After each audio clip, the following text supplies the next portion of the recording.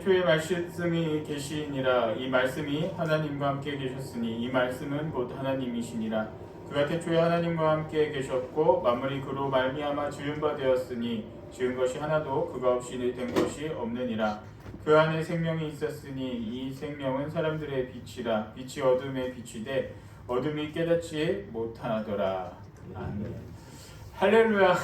어떠십니까? 오늘은 성탄절입니다. 옆에 분들 보면서 한번 인사하는 시간 됐으면 좋겠습니다. 성탄절 인사 어떻게 하시는지 다 아시나요? 어떻게 하시죠? 메리 크리스마스. 네, 옆에 분들 보면서 한번 인사했으면 좋겠습니다. 메리 크리스마스, 메리 크리스마스.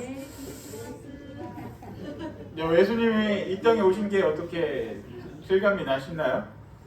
실감이 나는 분도 있겠지만 너무나도 추운 날씨 속에서 춥다는 생각만 들고 집에서 더 안에 있을 수 있는 그런 성탄절이지 않나 생각이 듭니다. 저도 사실 성탄절이지만 너무 추운 날씨 가운데 밖에서 어떤 것도 할 수 없는 그런 어려움을 저희도 겪고 있었습니다. 근데 생각해 보면은 오늘이 성탄절이고 예수님께서 이 땅에 오신 날을 기념하는 그런 날입니다. 여러분들도 그 교회에 다니면서 많은 성탄절을 보내면서 성탄절이 어떤 의미가 있는지, 메리 크리스마스가 어떤 뜻을 갖고 있는지 다 아시리라 생각합니다.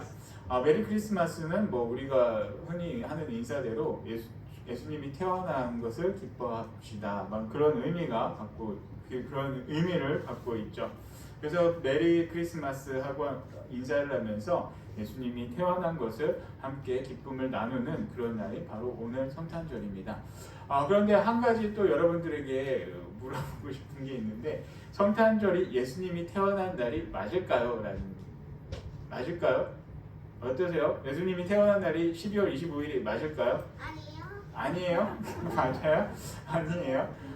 이런 생각도 한 번쯤은 해보게 되죠. 왜 그러냐면 저희 아들 녀석이 이렇게 대답을 하는 것은 며칠 전부터 아이와 성탄절 때문에 이야기를 하게 되었습니다. 그것은 바로 이 성탄절이 사실은 예수님께서 태어난 날이 아니기 때문입니다. 예수님께서는 언제 태어났는지 이 세상에 그 어느 누구도 알 수 없습니다. 기록이 되어 있지 않죠. 그냥 예수님께서 언제쯤 태어나셨을 것이다 추정할 뿐이지 예수님께서 정확하게 언제 태어났다라고 이렇게 확실하게 말할 수 있는 신학자도 없고 역사학자도 아무도 없습니다. 그러나 역사적으로는 예수님께서 오셨다라는 그런 증거들이 너무나도 많기 때문에 반박할 수는 없지만 언제 몇 시에 정확하게 태어났는지는 아무도 알 수 없습니다. 그러면은 12월 25일을 우리가 왜 성탄절로 보낼까? 그것은 예수님이 태어난 날을 기념하는 것이 아니라 예수님, 성자 하나님께서 인간의 몸을 입고 이 땅에 오신 날을 우리가 그 기념을 하는 날이 바로 성탄절입니다. 그래서 12월 25일이 예수님께서 태어나신 날은 아니지만 예수님께서 이 땅에 오신 것을 우리가 기억하고 기념하는 것이 바로 성탄절입니다. 근데 이제 12월 25일을 우리가 성탄절로 지내는 것은 여러 가지 설들이 있어요. 그러니까 설이기 때문에 확실하지는 않습니다. 그냥 넘겨 짚어도 되는데 이것을 이제 이단이나 사이비 종교에서는 이거를 끄집어내서 니들이 믿는 이 성탄절은 잘못된 거야 라고 이렇게 주장하는 그런 사람들도 있죠. 그냥 알아두시면 좋은 거는 그냥 이게 옛날에 뭐 태양신을 숭배하는 데서 나와서 이제 기독교가 수면 위에 올라왔는데 그게 합쳐져서 12월 25일 그러니까 동짓날을 옛날에 그 태양신 숭배하는 그 절기로서 지켰다고 해요. 그래서 그날과 합쳐져서 12월 25일이라고 하는데 이것도 어디까지나 설이죠. 확실한 거는 아무것도 없습니다. 그냥 그거 갖다 시비 거는 사람들 있으면 귀를 막아주시는 것도 참 좋습니다. 근데 그 사람들도 확실하게 몰라요. 그 사람들이 그냥 성경이 조금 애매한 것들 갖고서 이렇게 이야기하는 거니까 그냥 넘겨 짚어도 되리라 생각이 듭니다. 그러면 또 이제 이 성탄절 그리고 성탄절에 우리가 예수님께서 오신 그것을 기념하는 날이 이 성탄절인데 예수님은 이 땅에 어떻게 오시고 또 어떠한 분이실까 오늘 말씀을 통해서 함께 나누겠습니다. 요한복음 1장 1절 말씀을 보면은 이렇게 기록하고 있습니다. 태초에 말씀이 계시니라. 이 말씀이 하나님과 함께 계셨으니 이 말씀은 곧 하나님이시라. 근데 이 말씀을 보면은 우리가 성경 어딘가와 또 비슷한 구절이 있습니다. 그것은 창세기 1장 1절입니다. 창세기 1장 1절 말씀을 보면은 태초에 하나님이 천지를 창조하시니라 라고 말씀을 시작하고 있습니다. 그래서 이 태초에 하나님이 천지를 창조하시니라 이 말씀은 바로 역사적 시간의 흐름에 따라서 기록을 하고 있는 말씀이죠. 이 말씀을 보면은 태초에 아무것도 없던 그 시점에 하나님께서 천지를 창조하셨다라는 것을 말씀을 하고 있는데, 오늘 이 말씀은 태초에 말씀이 계시니라 라고 말씀하고 있죠. 그러면 이 말씀과 이 말씀을 어떻게 연결을 지을 수 있을까? 앞에 태초에 하나님이 천지를 창조하셨다는 것은 시간적으로 또 아무것도 없던 그때에 하나님께서 세상을 창조하신 것을 말씀을 하고 있는데, 여기서는 태초에 말씀이 계셨다라고 말씀합니다. 그럼 여기서 우리가 한 가지 생각해 보는 게 말씀이 무엇일까? 말씀이 누굴까라고 생각을 해볼 수가 있는데, 바로 뒤에서 다시 기록하고 있듯이 이 말씀은 바로 하나님이다라는 것을 우리가 알 수 있습니다. 그래서 이제 이 말씀이 하나님이고 로고스가 바로 이 하나님이다라는 그런 것을 이 말씀을 통해서 알 수 있는데, 우리 예수님을 생각할 때 어떤 생각을 하고 있습니까? 우리가 알고 있는 예수님은 성부, 성자, 성령 하나님, 세 하나님 중에 한 위격을 갖고 계신 성자 하나님, 바로 그 하나님이 예수님이시라는 것을 우리는 알고 있습니다. 그런데 이 동양 인간들이 생각할 때 어떻습니까? 아버지가 있고 아들이 있고, 그러니까 아버지가 먼저 있기 때문에 아들이 있다라고 이렇게 우리는 알고 있습니다. 그래서 어떤 신학자들은 예수님에 대해서 이렇게 말을 하고 있죠. 바로 효자 예수님. 여러분들은 어떠세요? 예수님이 효자다라고 생각하면은 이게 괜찮으세요? 믿어주세요? 이해가 돼요? 여러분 어떠세요? 그런데 어떤 신학자들은 예수님이 효자다라고 이렇게 말씀을 하고 있죠. 왜? 성부 하나님의 뜻을 받들어서 바로 자신이 이 땅에, 인간의 몸을 이 땅에 오셔서 십자가에 못 박혀 돌아가셨기 때문에 아버지의 말씀에 순종했던 사람이기 때문에 예수님은 효자다. 그래서 효자 예수님이라는 그런 것을 신학자들이 이야기를 하는 그런 사람들도 있습니다. 근데 이러한 이야기를 들으면 어떻게 보면은 참 재미있는 그런 이야기가 아닐까라도 이렇게 생각이 들 수도 있습니다. 왜 그러냐면 이 하나님은 우리의 인간적인 생각에서 아들이 있고, 그리고 그의 아버지가 있고, 그의 어머니가 있고, 또 어머니 하나님, 여러분 잘 아시는 그 사이비 종교가 있어요. 그래서 하나님의 교회는 바로 그 어머니 하나님인데, 이런 것은 잘못된 인간적인 생각에서 나온 그런 하나님의 모습이죠. 아버지 하나님과 아들 하나님은 서열상 아버지가 위고, 그리고 순서상 아버지 하나님이 위에 계신 그런 하나님이 아니십니다. 오늘 말씀도 자세히 보면은 1장 1절에서도 이 말씀이 하나님과 함께 계셨다라고 말씀을 하고 있죠. 이 말씀은 어떤 것이냐면 아버지 하나님이 따로 있고, 그리고 아들 하나님이 따로 있는데, 아버지 하나님 밑에 아들 하나님이 있는 것이 아니라 아버지 하나님과 아들 하나님, 성부 하나님과 성자 하나님은 동등한 위치에 있다라는 것을 말씀을 하고 있습니다. 그리고 그때 하나님과 함께 계신 이 말씀이 바로 성자 하나님인데, 바로 하나님에 의해서 성부 하나님이 천지 창조를 하실 때 바로 이 아들 하나님이 만들어진 것이 아니라는 것이죠. 우리들의 인간적인 생각으로 볼 때 이 예수님이 우리들의 생각과는 완전히 다른 그런 하나님이시다라는 것입니다. 그래서 옛날에 이러한 성경 말씀을 놓고 하나님이 어떤 분인가 많은 학자들이 고민을 하고 또 연구를 하고 많은 또 이야기들을 나눴던 때가 있습니다. 예수님이 이 땅에 오신 AD 이후에 그런 일들이 많이 있었죠. 그러다 보니까 어떤 학자들은 이런 주장을 합니다. 하나님에 대해서 말할 때, 바로 예수님에 대해서 말할 때 그분은 한때 계시지 않았던 때도 있었다라고 말씀을 합니다. 왜? 아들 하나님이기 때문에 하나님께서 천지창조를 다 하시고 AD 00년에 우리가 생각하는 그때에 예수님이 이 땅에 오셨기 때문에 그때 하나님께서 창조하셨다라고 주장을 하고 있죠. 여러분들은 이 주장에 대해서 어떠십니까? 맞다고 생각하세요? 하나님께서는 00년도에 이 땅에 오시면서 태어나시면서 생기셨다. 맞는 주장이라 생각하십니까? 근데 우리가 생각할 때는 그것이 어떻게 보면은 맞을 거라고 생각을 하지만 이것은 잘못된 주장입니다.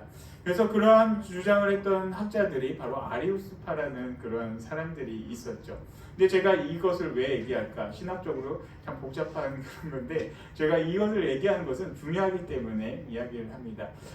제가 지금 우리 교회가 한 11월 말부터 찬양 예배로 이렇게 폼을 바꿨지만 제가 절대로 뺄 수 없는 것이 하나가 있습니다. 그것이 바로 사도신경이에요. 왜냐하면 이게 우리의 믿음을 고백하는 그 신경인데 너무나도 중요합니다. 이 사도신경만 잘 알아도 하나님이 어떤 하나님인지 교회가 어떤 교회가 하는 것이 무엇인지 우리가 너무나도 교회에 대해서 모든 것을 함축한 것이 바로 이 사도신경이기 때문에 절대 이 사도신경은 뺄 수가 없습니다. 그래서 이 사도신경을 보면은 성자 하나님에 대한 예수님의 그 고백을 여기도 기록을 하고 있는데 이 아리우스파에 의한 그 주장으로 인해서 그 옛날에 사도신경이 완벽하게 만들어지기 전에 예수님에 대한 고백이 그런 고백이 있었죠. 그는 한때 없었던 때가 있었다라는 그런 고백이 여기에도 담겨져 있었던 때가 있었습니다. 물론 이게 이제 니케아 공회 때 AD 325년 때 이 아리우스파가 이단으로 정제되면서 이게 오늘날 우리가 고백하는 사도신경으로 이렇게 바뀌게 되었죠. 그만큼 이 예수님에 대해서 우리가 알아야 되는 게 중요한 것은 예수님께서는 다른 그런 성인들처럼 인간이 이 땅에 와서 계시를 받고 또 종교를 만든 게 아니라 예수님은 하나님께서 이 땅에 오셔서 그러니까 오늘 말씀대로 천지 창조 사역을 하실 때부터 이 말씀으로서 로고스로서 이 태초부터 하나님께서 계셨고 그리고 함께 천지 창조를 사역을 하셨던 분이 바로 예수님이시다 입니다. 그래서 그 예수님께서 이 땅에 오셨습니다. 태초부터 계셨던 그 예수님께서 인류의 죄를 구원하시기 위해서 00년 바로 우리가 기념하는 이 날은 아니지만 이 땅에 오셨고 인류에게 오셨고 임마누엘의 하나님으로서 우리에게 오셔서 인간의 지은 죄를 다 용서하여 주셨습니다. 그래서 그 예수님에 대해서 이렇게 설명을 하고 있습니다. 2절 말씀부터 보겠습니다. 그가 태초에 하나님과 함께 계셨고 만물이 그로 말미암아 지은 바 되었으니 지은 것이 하나도 그가 없이는 된 것이 없느니라. 바로 이것이 예수님입니다.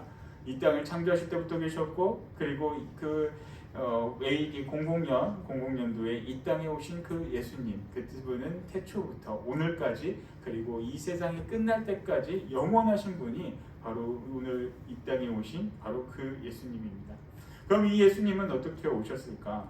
바로 빛으로 이 땅에 오셨습니다. 4절 5절 말씀 보겠습니다. 그 안에 생명이 있었으니 이 생명은 사람들의 빛이라. 빛이 어둠에 비치되 어둠이 깨닫지 못하더라. 이 마태복음과 누가복음을 보면은 예수님께서 오신 것을 역사적으로 기록을 하고 있습니다. 특별히 마태복음을 보면은 우리가 잘 알다시피 동방박사에 대한 이야기를 기록하고 있습니다. 동방박사 세 사람이라고 하고 있지만 사실은 세 사람이 아니라는 그런 얘기도 있죠. 이것도 확실한 게 아니에요. 어떤 설화를 보면은 4명이 있는데 3사람이 떠난 다음에 이 마지막 한 사람이 늦게 와가지고 같이 떠나지 못했다라는 그런 이야기도 있고 또 이 동방 박사들이 정확하게 성경에 3사람이라고 나와 있지 않지만 그 3가지 그 보물을 예수님께 바침으로써 3사람으로 우리가 추정을 할 뿐이지 이것도 정확하게 3사람은 아닙니다.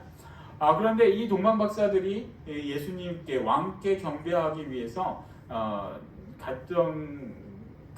간 것은 바로 하늘에 있는 반짝이는 큰 별을 따라갔다라고 성경에 기록을 하고 있습니다. 별이 무엇입니까? 빛입니다. 밤하늘의 별을 보면은 너무나도 반짝반짝 잘 빛나고 있죠. 도심에서는 보이지도 않던 별이 우리 이 금산 지역에서는 너무나도 잘 보이고 있습니다. 이게 밤하늘의 별을 보면서 저도 이게 저희 아이와 가끔 이렇게 밤하늘의 별자리를 보는데 저도 옛날만큼 별자리를 알지 못하게 되었습니다. 옛날 같으면 그래도 조금은 알 텐데 하다못해 가장 우리가 흔히 알고 있는 북두칠성도 지금은 제가 찾기가 힘든 것을 깨달았습니다. 근데 이제 별자리를 보면서 한 가지 제가 이렇게 기억이 나는 것은 제가 군대에서 두 가지 별자리를 배웠던 것이 기억이 납니다. 그 두 가지 별자리는 무엇이냐면 바로 북극성과 카시오페이아 자리였습니다. 근데 왜 그것을 그 군대에 있을 때 배웠냐? 바로 독도법 때문이죠. 어두운데 우리가 지도를 보고 어느 곳을 가야 된다라고 할 때 지도를 보고 동서남북을 찾고 가기 위해서 이 독도법을 배우게 되었습니다. 근데 이제 나침반도 없고 그럴 때 가장 쉽게 방향을 알 수 있는 게 북극성이죠. 북극성과 카시오페이아 자리를 찾아봄으로써 그래서 북쪽이 어딘지를 찾고 그리고 지도를 놓고 우리가 방향을 갈 수 있습니다. 거기서 이제 그때 배웠던 이 독도법을 통해서 밤하늘의 별자리, 북극성과 카시오페이아 자리를 알게 되었는데 여기서도 군대에서도 또 이렇게 별자리를 보고 방향을 찾을 수 있는 것은 별이 밤하늘에 비추는 밝은 빛을 내기 때문이죠.